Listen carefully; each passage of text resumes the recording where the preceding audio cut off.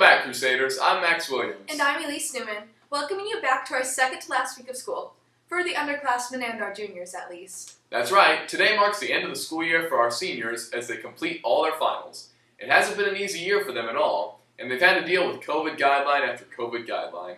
But some great discipline from the entire student body has allowed for us to stay learning in person for the entire year.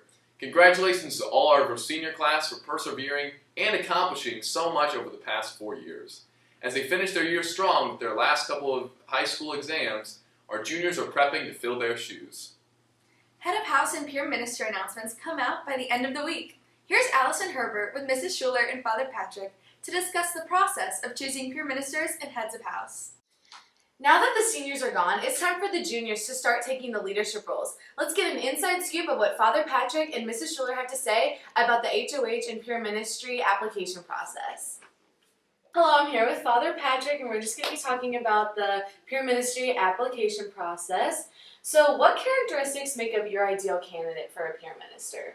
Good question. I think the two things I'm always looking for in a peer minister are the ability to listen and the ability to love. I think those are the two most important things a peer minister could do, because if you can't listen, you can't love, then you can't even be with the person in front of you, because that's primarily what peer ministry is. It's about recognizing the other person. So that's what I think are two great qualities. Awesome. And how has the number of applicants this year changed the process of selecting the ministers? It's made it a lot harder. So this year we had 69 people apply to be peer ministers, which is a third of the junior class. What's awesome about that is it really speaks a lot about what this class values and how much this class desires to leave their mark here at St. Dominic. But holy cow, it has made Mr. Strutman and I's decision so much harder as we look at next year. Yeah. And who else is involved in the process of making the decisions? So most immediately is Mr. Strutman and myself. We're involved with the decision for peer ministry, but we also work hand in hand with Mrs. Schuler, because some candidates applied for both HOH and peer ministry, and you can only do one of those things. And so Mrs. Schuler kind of works with her list, Mr. Strutman and I work with our list, and then we come together near the end of the process just to see are there any overlaps, what's the backup plan, things like that. So she's definitely a big piece of that process as well for us. Thank you for your time, Father. Yeah, you're very welcome. Yes. Hello, I'm here with Ms. Schuler, and we're just going to be talking about the HOH application process. What do you guys use besides the interviews to select the members? So we also use teacher recommendations, and there was also a fairly significant application that applicants had to fill out, including a personal statement that they explained, what their gifts are from God and how they would use those as an HOH. And who else is involved in the process to decide the members? Mrs. Hagan and Mr. Duncan are our house coordinators at St. Dominic, and so they are two other people that are not in a house, and they are kind of my go-to people. They are involved in all the interviews, and they also help with the selection process.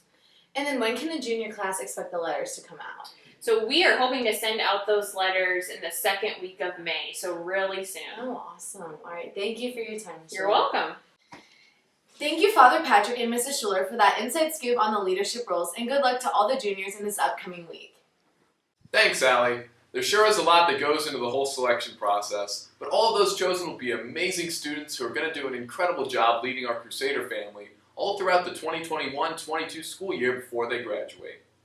Speaking of the end of the year, athletics are wrapping up and preparing for the postseason. Tonight at 4:15, both varsity boys baseball and varsity girls lacrosse have games. The boys take the diamond and prepare to play against Lutheran High School, while the Lady Crusader lacrosse team will battle it out against Hazelwood West High School. Later at 6, the varsity girls soccer team prepares the pitch to kick off against Duchesne High School. Meanwhile, the varsity boys volleyball team are set to serve against Westminster Christian Academy. We don't want to forget about our amazing golf team who are playing in their district match as we film this. We're so confident in this team that we want to congratulate those who qualified for the state tourney in Joplin. Great job, guys. And we can't forget about the varsity boys baseball games against Fort Zumwalt East tomorrow at 4:15. Be sure to check out the Crusader livestream or go in person to support your awesome friends and classmates. Finally, I'm Max Williams. And I'm Elise Newman. Signing off.